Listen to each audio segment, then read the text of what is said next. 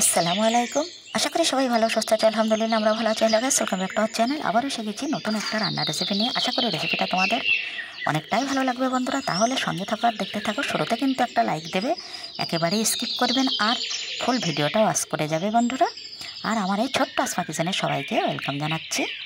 প্রতিদিনের মতো সকালে আশেপাশে কাজ সেরে কিন্তু আমরা যারা হাউস ওয়াইফ তাদের কিন্তু সকালে অবশ্যই রান্না বানাতে হয়। কেউ একটু সকালে করে, আবার কেউ একটু বেলাতে করে।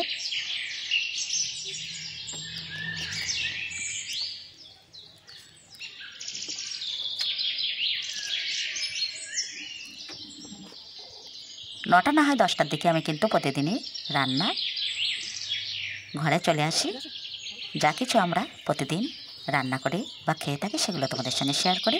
তবে বন্ধুরা 2-3 ভাগে 4 ভাগেও কোনো দিন রান্না বানাতে হয়। সবগুলো শেয়ার করতে পারি না, তাহলে ভিডিওটা কিন্তু অনেকটাই বড় হয়ে যায়। আর বড় ভিডিও হয়ে গেলে কিন্তু কেউ এতটা ধৈর্য ধরে দেখতে চায় না, এই জন্য ভিডিওগুলো একেবারেই ছোট হয়। প্রতিদিনের মেনুতে দুপুরে কিন্তু আমাদের শাক রাখা অবশ্যই উচিত। শাক হলো স্বাস্থ্যকর রেসিপি, কিন্তু প্রতিদিনই আর হয়ে ওঠে না। কোনো না কোনো সবজি বা অন্য কিছু জুড়ে যায়। আজকেও কিছু সুন্দর কচি কচি পালং শাক নিয়ে আমি চলে এলাম। লবণ হলুদ দিয়ে শাকটা একটু ভাপিয়ে নিয়ে এখন শুধুমাত্র পেঁয়াজ রসুন আর কাঁচা লঙ্কা দিয়ে আমি শাকটা একটু ভাজা ভাজা করে নিচ্ছি। আর এক সাইডে কিন্তু আমি কিছু মাছ ভেজে নেব। 2 রকমের মাছ এখানে আনা হয়েছে। 2 রকমের মাছগুলোই আমি কিছুটা ভাজবো আর কিছুটা ফ্রিজে রেখে দিয়েছি। এই মাছগুলো কিন্তু আমি আজকে মিষ্টি কুমড়ো দিয়ে বানাবো, যেটা চেন্নাই কুমড়ো আমি ভীষণই পছন্দ করি। যারা আমার ভিডিও দেখে থাকো তারা কিন্তু অবশ্যই জানো মিষ্টি কুমড়ো দিয়ে কিন্তু মাছ রান্না করলে সেই কুমড়োটা খেতে অসাধারণ হয়।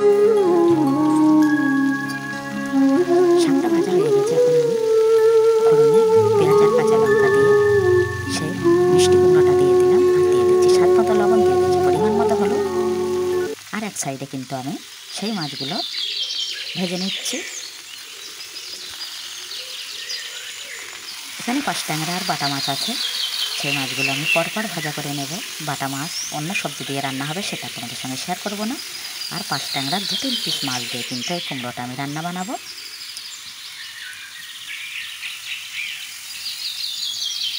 এই চেন্নাই কুমড়োগুলো বন্ধুরা মাছ না দিলেও কিন্তু সুন্দর খেতে লাগে। আর এটা আমি ভীষণ পছন্দ করি, প্রায় বাড়িতে সবাই পছন্দ করে। আজকে মাছটা একটু বেশি আছে, এই জন্য ভাবলাম কুমড়োর মধ্যে আজকে মাছ দিয়ে দিই। বেশিরভাগ আমি কিন্তু চিংড়ি দিয়ে বানাই, আর চিংড়ি দিয়েও কিন্তু অসাধারণ হয় খেতে।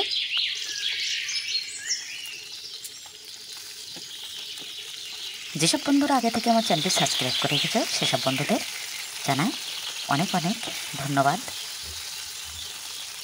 আর যেসব বন্ধুরা এখনও চ্যানেলটি সাবস্ক্রাইব করে রাখোনি, প্লিজ চ্যানেলটি সাবস্ক্রাইব করে আমার পাশে থেকো। আর যেসব বন্ধুরা আমার রান্না দেখে সুন্দর সুন্দর কমেন্ট করো সেসব বন্ধুদের জন্য কিন্তু অনেক অনেক ভালোবাসা। আর যারা কিন্তু ভিডিও দেখেই চলে যাও, কমেন্ট করো না, তাদের জন্যই রইল আমার অফুরন্ত ভালোবাসা।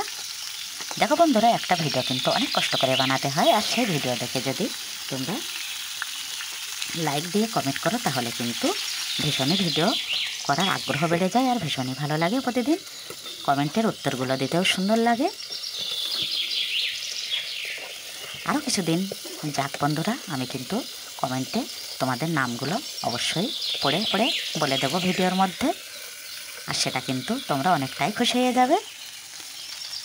এভাবে কথা বলতে বলতে কিন্তু আমার রান্না প্রায় শেষের দিকে। মাছটা ভাজা করে এখনও কুমড়োর মধ্যে দিয়ে দেবো। আর এভাবে চেন্নাই কুমড়ো দিয়ে এই 5 ট্যাংরা মাছের চচ্চড়ি আর শাক ভাজা দিয়ে আজকে আমি ভিডিওটা এভাবে শেষ করব।